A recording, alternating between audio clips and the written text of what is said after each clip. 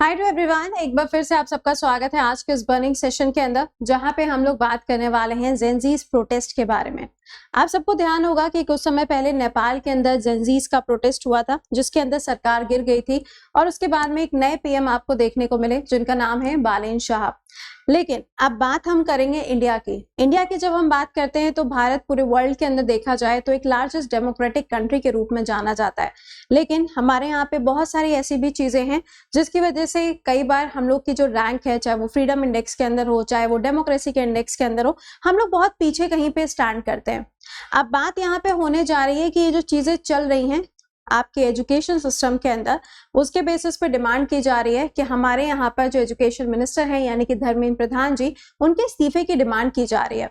Now the point is, अब ये पूरी कहानी शुरू कहाँ से होती है उसके बारे में बात करते हैं। कुछ दिन पहले की बात है, हमारे जो चीफ जस्टिस ऑफ इंडिया है उनके द्वारा एक स्टेटमेंट दिया गया, जिसके अंदर जितने भी अनएम्प्लॉयड स्टूडेंट्स हैं या फिर अनएम्प्लॉयड एस्पिरेंट्स हैं उनको कॉकरोच कह के, पैरासाइट कह के संबोधित किया गया। जिसके बाद में एक पार्टी बनती है, उस पार्टी का नाम बनता है कॉकरोच जनता पार्टी।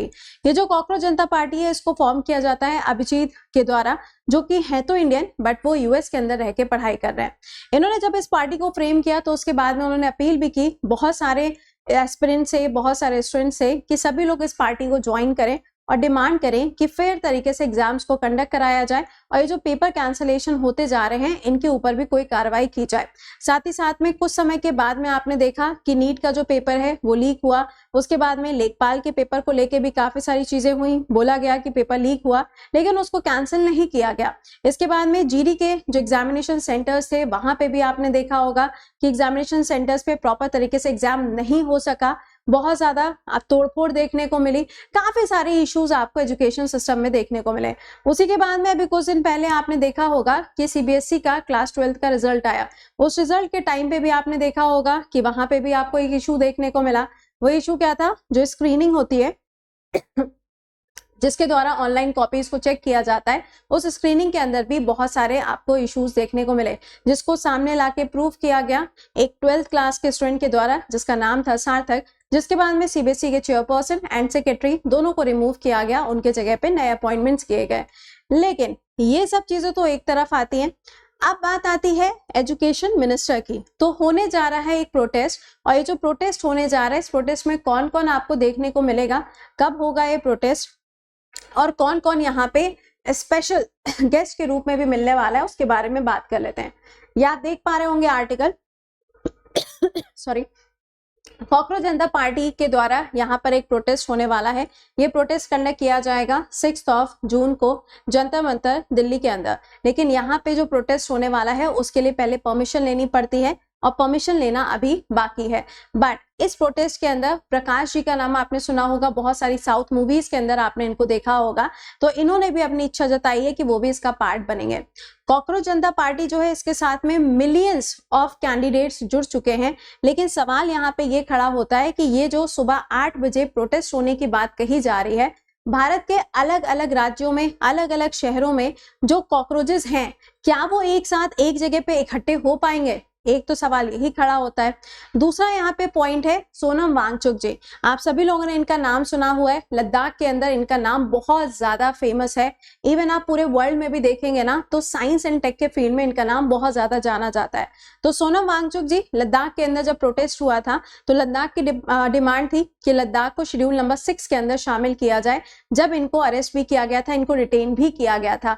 अब सोनम वांगचुक जी भी आपको देखने को मिल सकते हैं 6 तारीख को जंतर मंतर पे, बट इन्होंने अपनी एक शर्त रखी है। इनकी शर्त यहाँ पर यह है कि जो पूरा प्रोटेस्ट होगा ये शांतिपूर्ण ढंग से होना चाहिए। हो सकता है किसी को गिरफ्तार भी किया जाए, हो सकता है बल का प्रयोग भी किया जाए, लेकिन ये हमारी तरफ से कुछ भी ऐसा नहीं होना चाहिए जिससे कि अशांति फैले। और इन्होंने यहाँ पे कोट भी किया है कि हमको अपना जो प्रोटेस्ट है बिल्कुल गांधी जी के सिद्धांतों को फॉलो करते हुए करना पड़ेगा। नाउ द पॉइंट इज कि ये जो पूरा प्रोटेस्ट होने वाला है, ये प्रोटेस्ट भी एक तरीके से जेनजीज प्रोटेस्ट ही माना जाएगा, क्योंकि इसके अंदर आपको एस्पिरेंट्स, जितने भी ऐसे लोग हैं जो कि अभी अनएम्प्लॉयड हैं, वो सभी लोगों का एक जगह पे आपको, आप कह सकते हैं, इकट्ठा होके यहाँ पे अपनी डिमांड्स को सामने रखेंगे। बट इन सभी लोगों की एक्चुअल डिमांड है क्या? तो एक्चुअल डिमांड यहाँ पर ये है कि हमारे जो एजुकेशन मिनिस्टर हैं उनका इस्तीफा होना चाहिए, उनका रेजिग्नेशन होना चाहिए, और जितने भी एग्जाम्स यहाँ पे लीक हो रहे हैं, पेपर लीक हो रहे हैं, प्रॉपर तरीके से एग्जाम्स कंडक्ट नहीं हो पा रहे हैं, इन सबका कोई सोल्यूशन निकलना चाहिए और एक परमानेंट सोल्यूशन निकलना चाहिए। अब आप सोचेंगे तो क्या इसके अंदर अभिजीत भी आ रहे हैं? जी हाँ, कहा तो ये जा रहा है कि ये जो कॉकरोच जनता पार्टी बनी है इसके स्पोक्स पर्सन भी चुने गए हैं, और ये जो स्पोक्स पर्सन है इन्होंने बोला है कि अभिजीत जी भी यहाँ आने वाले हैं इंडिया के अंदर, और ऐसा भी हो सकता है कि जब वो आए उनको तब अरेस्ट भी किया जा सकता है।